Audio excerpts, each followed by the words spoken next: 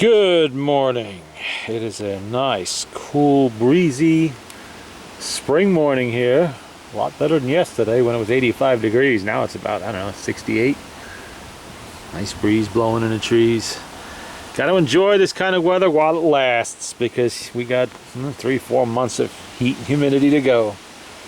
Anyway, I'm going through a bunch of various phonograph parts and such. People bring me stuff a lot of times, and they find it in the trash or whatever, or they just don't want it around the house. They know I play with these machines. Sometimes I get lucky and it's actually Victor stuff that I play with the most. Now what we have here, of course, is two Victor Victrola 35s. One of them has significant wood issues. These didn't have the highest quality wood in them, because it didn't have to be. It was hidden under the fabric cover, so you really didn't need oak or something like that would last 1,000 years. They used pretty much, pine and ash and stuff like that. And perfectly adequate for the job. Perfectly adequate. Get off of there, ant. You're not going to eat that machine. Problem is that when they're not very well cared for, like this one, for instance, what happens is the wood rots. It dry rots. It gets eaten by insects. And once that happens, the machine is pretty much toast. Yeah, I'm not a cabinet maker who's going to reconstruct wood and reconstruct everything around. You can see the whole cover on there. That would be called Rexine if this was an HMV, but Victor called it Leatherette or something like that. Once you get that far, you're basically reconstructing the whole machine, and it's just not worth it to do that. And you destroy it historically. It's mostly intact. Some of the screws have torn loose and they're missing. There's enough parts here to salvage. There's a motor in there with issues. I don't know what they are yet, but definitely issues. It's locked up. It's rattling around, making noises. I suspect some of the screws are loose in there. And what happens is if certain set screws come loose, the whole spring barrel can just fall right out of the motor. It can. These are one of those pancake style motors that they made specifically for portables like this. They work fine, but you have to keep up on the maintenance and check the screws, because if you don't, they can fall apart on you. This one, however, little mold spotting on there, but the case is in pretty good shape. The cover's in pretty good shape. Little crud on the metal, but that's nothing. It's missing a motor. It's got damage to the tone arm, all of which I can salvage from the other machine. You can see what they did to it. That's fixable, but the rest of the tone arm doesn't look that healthy anyway. Now we have some dirt, ground in crud, missing parts, all of that. The most important part of this is that crank. That crank is very specific to this particular model because of where it fits down in there. If it is so much as 1/4 of an inch too long, it will not go in there, and you'll have to carry it like that. This one does, I checked. That is an actual Victor Victrola 35 crank, or winding handle if you prefer. So I can get enough parts from this one to fix this one, and we will make a nice machine out of this one. I haven't done a Victor Victrola 35 in quite a while. I have a large number of them stashed away, most of them in this condition. I don't know why, because this isn't built any better or worse than any other Victor machine of this period, which is 1923 in this case. But for some reason, people just discarded them. They just threw them away. I don't know why. They put them in basements and sheds and barns where they got it to this condition. Very rarely do I find one that's actually decent enough to be worth putting the time and effort into fixing them. I've done 4 or 5 of these over the years. I currently don't actually have one at the moment that's functional, so I figure why not. We'll do one.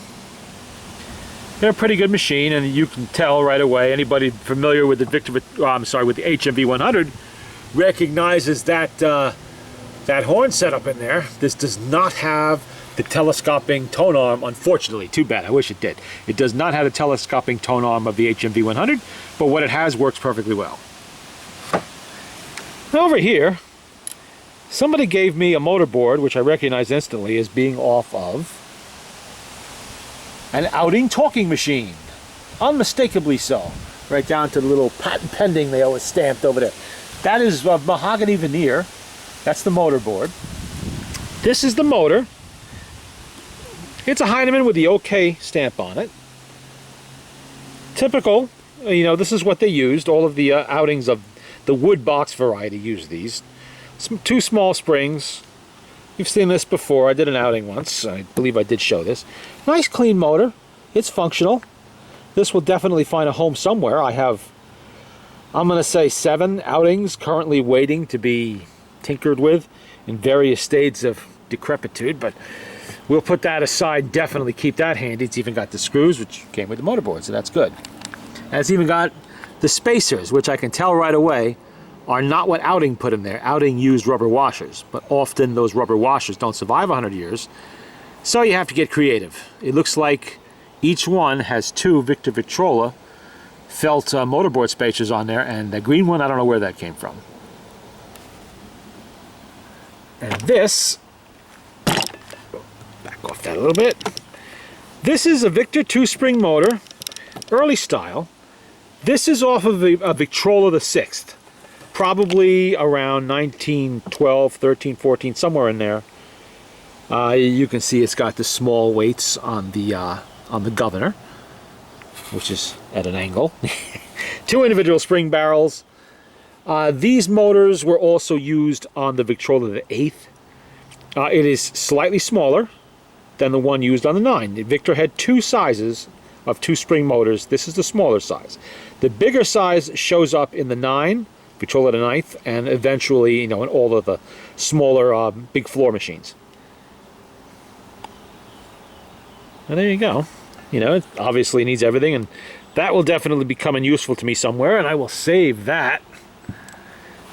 This is the outing talking machines Hyneman Tonearm. Similar models of this show up in a lot of different machines. It's not exclusive to outing. Hyneman sold parts to everybody in the industry, and variations of this turn up everywhere. This is pot metal, of course, and as you can see what's happening here, it's, you know, pieces are chipping off of it. Still parts usable on this. I don't know what's under the tape, but probably nothing good. Now, this particular reproducer on here is a 40s replacement. It's orthophonic. It has an aluminum diaphragm, which you can probably see glinting in there. Perfectly serviceable. Nothing wrong with them. This one's going to need some work, as you can probably tell. That that needle bar is not in alignment. Not good. But that's all right. That'll be taken apart, and we'll find out what's wrong with it, and we'll fix it if I need to use it somewhere. But now it's just going to go into the parts bin. I have a number of these. Generic replacement.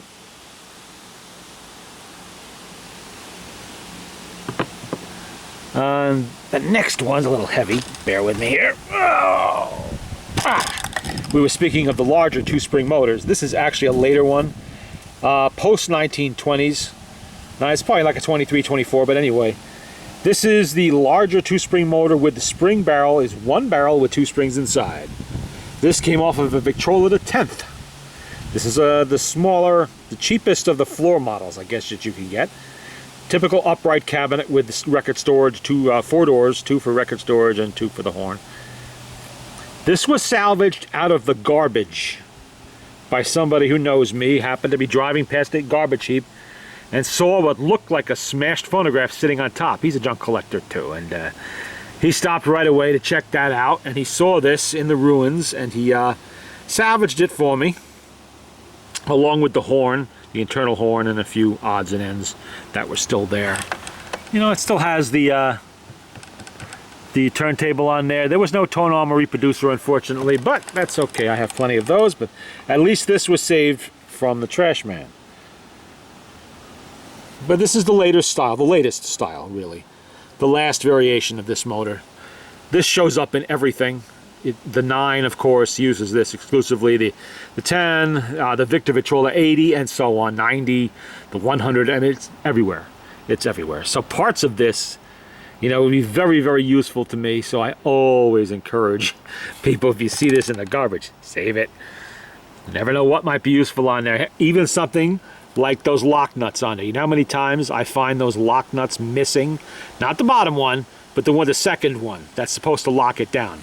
This motor is from before the age of the lock washer. And so this is how they lock the nuts in place. Tighten one down on top of another, and very often those nuts seem to disappear. Don't know why. but they're gone, and I have to source them from somewhere, and that would be from something like this. Always good to have. Oh, that weighs a ton. That's pretty much it. Don't worry about the horses' heads. Those are something for eBay, the cheap junk. Now, somebody gave me these. Buck Brothers wood chisels. Now, Buck Brothers is a very well-known name in woodworking tools. Very high quality, at least that's what I thought. And, you know, you see one usually with the translucent yellow handle. And you'll notice it right away. And, oh, that's Buck Brothers. You can pick it out of a crowd easily. And these ones, you know, they say Buck Brothers on the packaging. I don't actually see it anywhere on the tool. And the reason for that...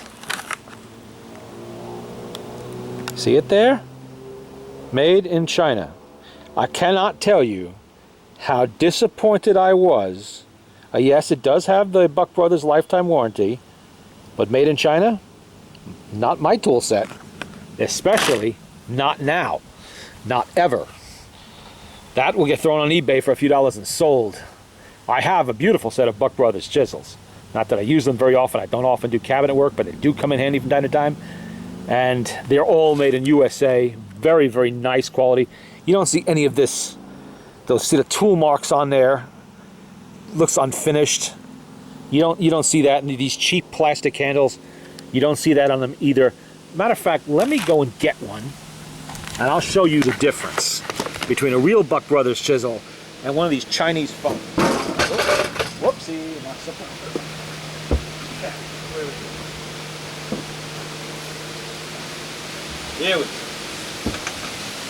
There we go. That is a Buck Brothers chisel. See that? Buck Brothers, made in USA. Beautiful translucent handle, the metal cap. Look at the finish on that steel. Beautifully done. Really beautifully done. A few little rust spectacles on there, that's all right. That'll wash off, but look at that. And then compare it to this. See the difference there? They probably sold these ones on the cheap, I'm sure, but they put their name on it, and that really disturbs me. That's the 3/4 right there. Let me see. Pick that up so you can see it a little better. Look at that. What a difference. I'm very picky about the tools I use and the tools I actually pay money for. I don't pay money for Chinese junk. I do not do that. Even as a gift, it disturbs me. But that's the real thing. That's the phony. Always got to look carefully when you buy tools to make sure you know what you're getting. You know, cheap tools are just the worst thing you could ever have if you're working on a fine piece of equipment. If all you're doing is tightening a screw in a door hinge or something, fine. Use it once and throw it away. But if you use your tools for maintaining something like these machines, working on motors, you want top of the line. This, for instance, is Snap-on. Yes, you will probably pay 3 times as much for this as you will for a Chinese made, and they are all made in China now, Craftsman Screwdriver. And it's not hollow ground. That's a different type of screwdriver.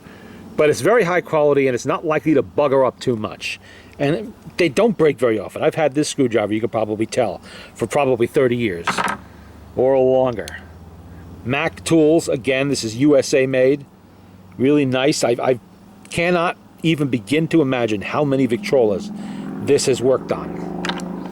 You know, just regular, another no name, but still USA made. Very old, nice screwdriver for small, little slotted screws. That's just a, you know, an example. I'll do a video once, you know, eventually on tools. Maybe I'll do it later. On some of the tools used when working on these and the importance of good tools. Never buy junk. Be proud of your tools and don't buy junk. Like this. Avoid, you see this for sale on eBay, it's me, don't buy it. Leave it for someone who really doesn't care that much about what they do or their tools, or they're going to use it to chop metal or something like that. You know, and never use a wood chisel to do that, by the way. You know, they have chisels for that.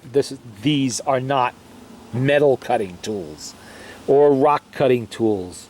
These are for inletting cabinetry, you know, stuff like that. He's a very, very high quality tool. Always treat your tools with respect. Okay, there you go. There's just a little look at some of the stuff I'm going to be working on, and some of the things, you know, that have shown up recently that are always useful. Anybody want a pair of brass horses' heads there? A little taste of the Godfather, maybe? You know? I have no idea where those came from, but I know where they're going. Out of here. All right.